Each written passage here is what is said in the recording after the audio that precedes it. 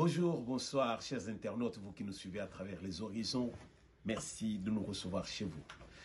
Aujourd'hui, nous voici encore dans vos salons pour vous parler de choses qui concernent la RDC. L'actualité est dominée par, disons, ces articles que nous allons lire. Le lancement à Kinshasa de l'opération de recouvrement forcé de la vignette à la base des embouteillages. En Ituri, 24 morts dans des combats entre l'armée et les miliciens Codeco à Djougou. Nous avons aussi, voilà, ça c'est une bonne nouvelle pour tout le monde, la RDC au moins 1000 tonnes de gelées et surgelées commandées par le gouvernement arrivent à Matadi.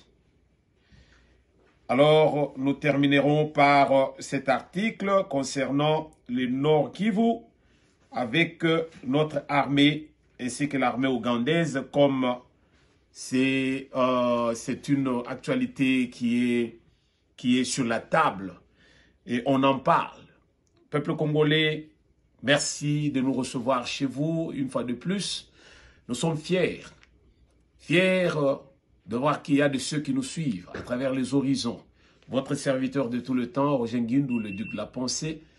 Nous allons parler de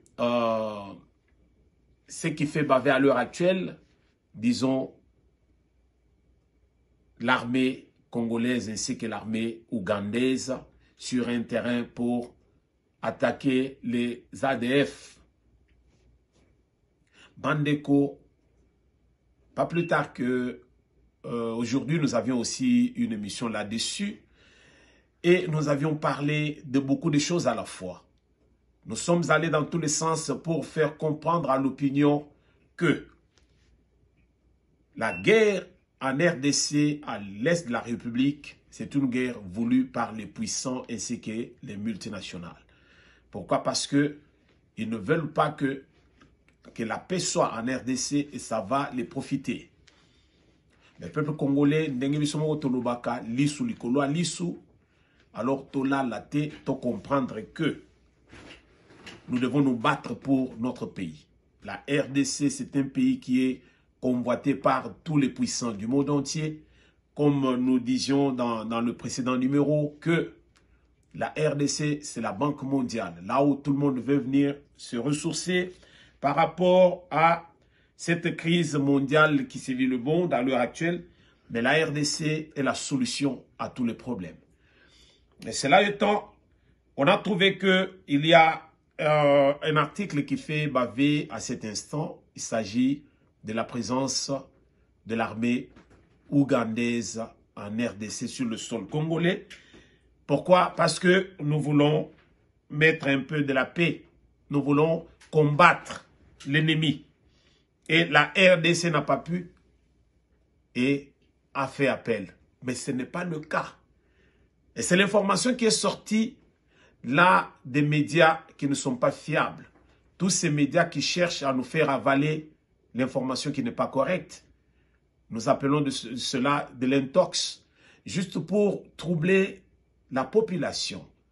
Pour essayer un peu de faire voir à la population que ici, là, il y a le trouble, voilà, vous n'êtes pas en mesure de faire ceci et vous demandez une main forte pour pouvoir vous sauver de cette situation. Mais la situation est au contrôle. Nous disions que les autorités de notre pays ont déclaré que la présence de l'armée étrangères sur notre sol, ça c'est de l'utopie. C'est une fausse information. Mais toujours est-il que il y a des efforts concertés dans le sens que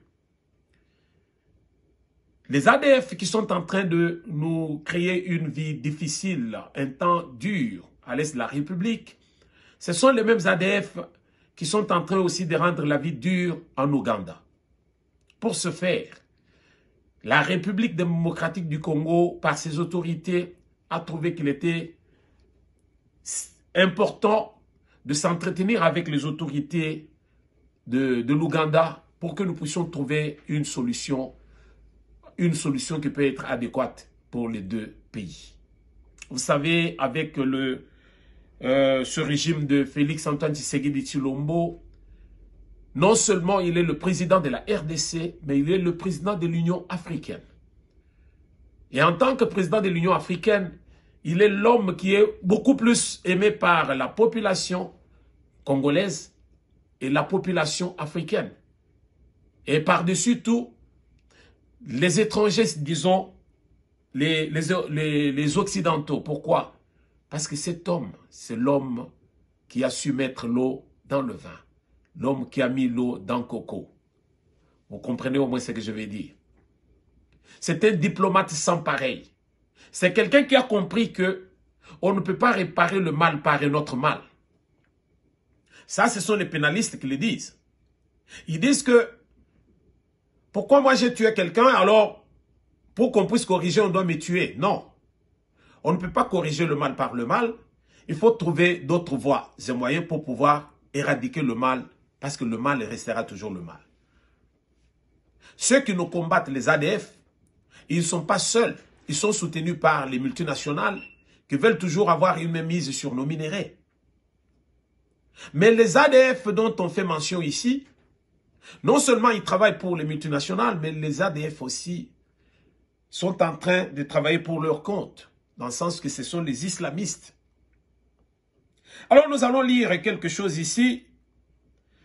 Notre armée ainsi que l'armée ougandaise pilonnent les positions des ADF à Watalinga.